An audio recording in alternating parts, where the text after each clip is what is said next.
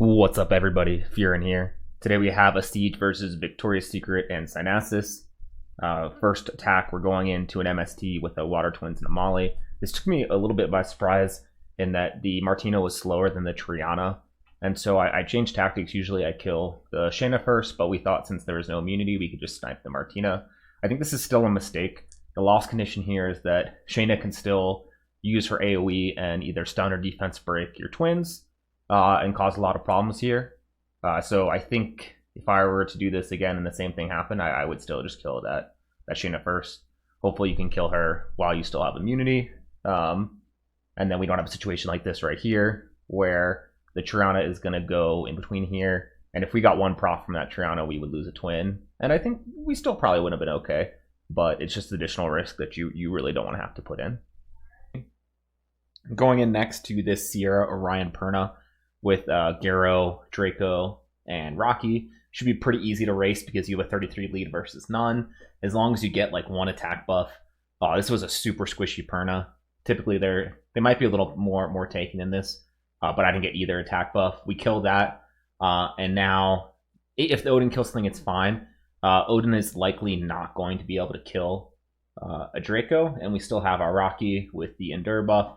And our Draco did manage to limp along for a little bit longer here. But again, as soon as we can snipe that Perna, we should be pretty safe here. I like this comp a lot because you don't even have to commit that fast of a Swift set. And Garo Draco are pretty free to play. And you can have a couple copies of them.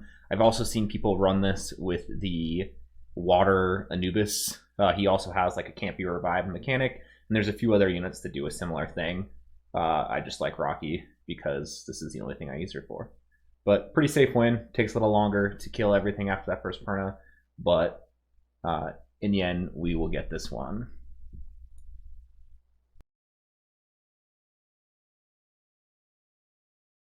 Next, we're going into one of their LD towers. This is a Nana Shazam Perna. I'm taking in my LD comp to match with Sierra, Iris, and Light Monkey King. We're going to prioritize on keeping the Perna lockdown because a defense break from the Perna into a nuke, or defense break from the Nana into a nuke from the Perna is our loss condition. We get a bomb up on the Shazam, so when he procs out there, he is still not going to do his buff or his heal or anything. We're going to put another bomb up and then explode here. I thought we would get some kills here, but luckily we actually get the Nana dead, and then the Shazam dies to the dot. And this is now pretty safe, but we did get the defense break into the Sierra, and Sierra almost dies, but doesn't quite. I think we still potentially would have been able to 2v2 even with the Nana stack, but this is why a little bit of bulk is good on Sierra for cases like that. I think one more proc could have been a little unfortunate, but again, I think we still would have been okay after getting the Shazam down. And now it's okay. Sierra can even die here if needs to be. We just have 3v1 versus this Perna and get to finish this one out.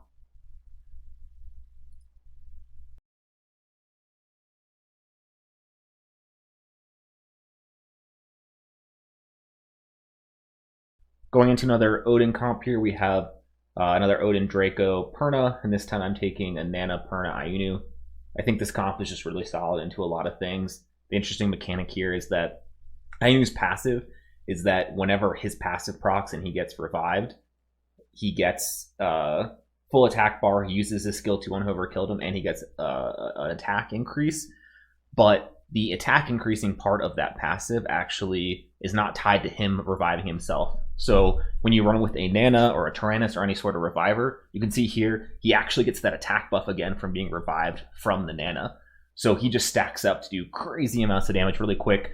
And there's also, if you get any dirt from the Draco or if someone procs out of immunity, you have the opportunity to Oblivion the Odin or the Perna here and kill through the passive, which is nice, but not necessary because, you know, when you're killing these units and they come back, you're getting the stack from the Nana, and we're able to clean this one up. I think this might not be the most perfectly safe comp because if there's a lot of procs, it can be a little dicey, but definitely a solid one here. Going into another Nana comp with Nana, Nikki, and Ethna. My recording actually failed on the one that I lost here. I hit this once with the Wind Cleave with the Tiana, Savannah, CP just got a little bit unlucky and lost to the 15%. But we took a Mirene Lucian in here to get our revenge and kill this on our second try.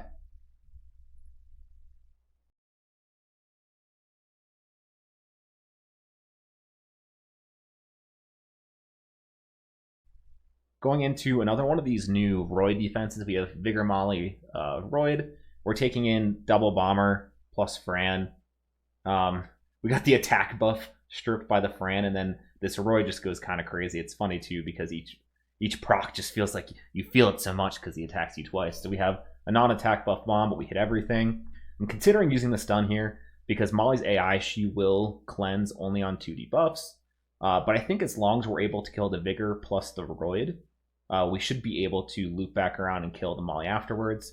So we get our AoE stuns from the Dover, manage to land all of that. And now we're just looking to make sure that we can finish off this Roid. We get the Vigor kill with the double bomb.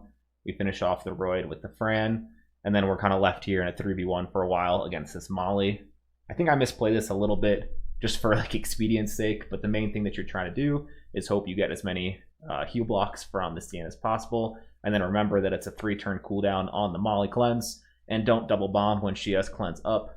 Ideally lay it over so that you can bomb either after she uses the cleanse because you have an attack debuff from the Fran and a heal block from the Cian, or have the bomb from the Cian on the same turn that you land a stun. With the Dover, I probably could have saved this for when I have the bomb. But again, you know, with with the heal block and additional damage from Fran, and Dover actually does pretty good additionals as well, we will eventually be able to get this, as we have one bomb that gets cleansed and then a second bomb, which is not going to be able to be cleansed. And then as soon as this Molly goes again, we will finally get this win.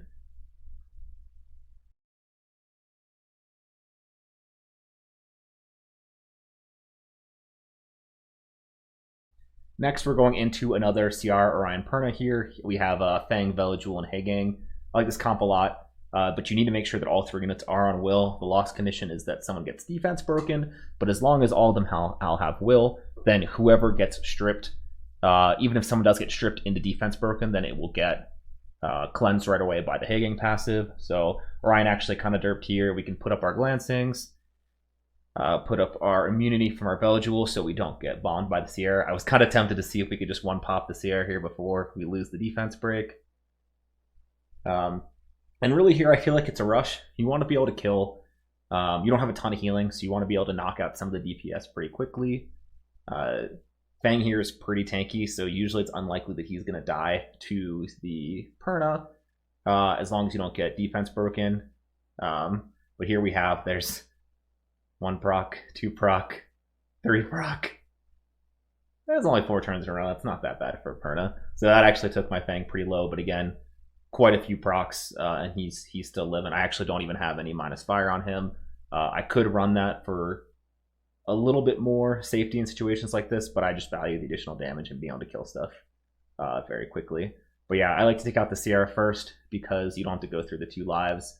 And the Sierra also will eventually just beat down your Hegang through additional damage and potentially through a gap in immunity. I put up a counter here just in case we get lucky. We do get a proc to heal ourselves a little bit, and we're able to finish off that Perna and be left with just a 3v1 with this Orion. So again, I think just making sure you're swapping Fang onto Will for this comp. And yeah, it's pretty solid.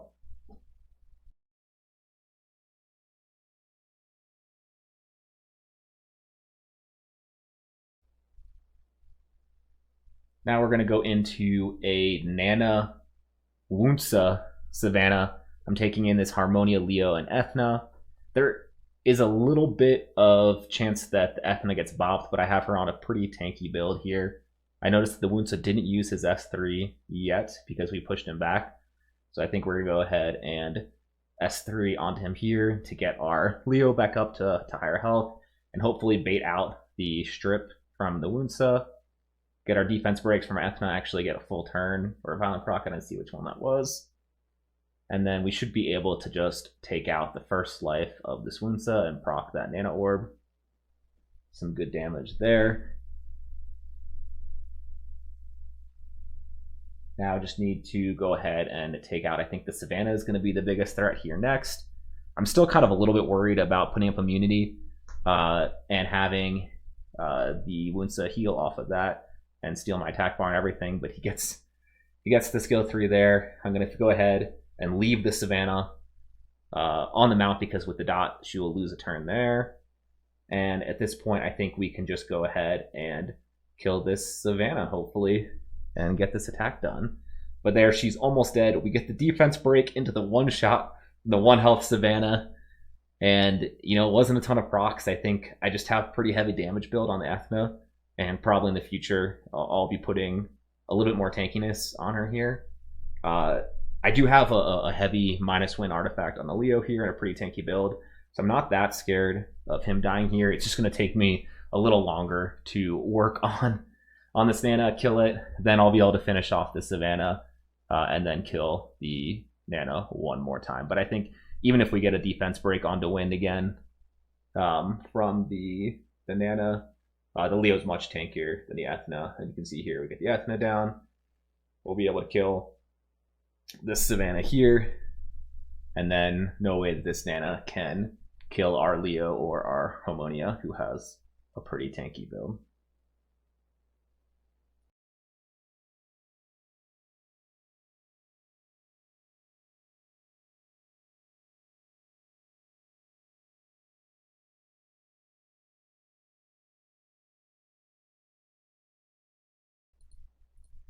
For our last sword of the day, we're going to go into this Iunu, Orion, and Grego, the Dark Lich, with a Kunite, Rakuni, and Kamoon. Just triple fire. The biggest damage dealers here are the Grego can do some good damage, and then the Iunu is on a pretty high damage build.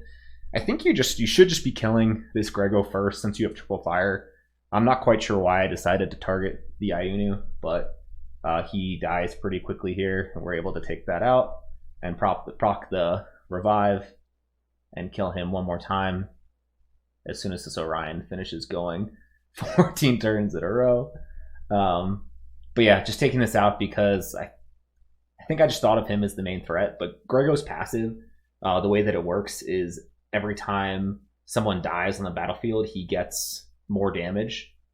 So I think the fact that Iunu is hitting into 3 fire units and killing someone has Grego's damage stack up means that it's probably a lot better to kill him first.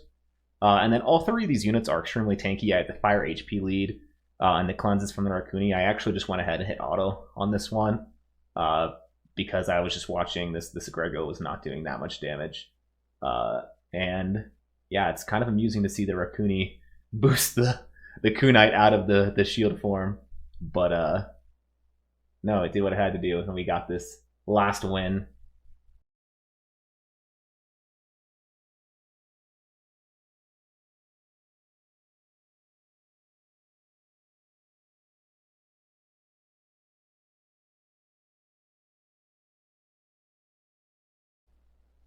Here's the map at the end.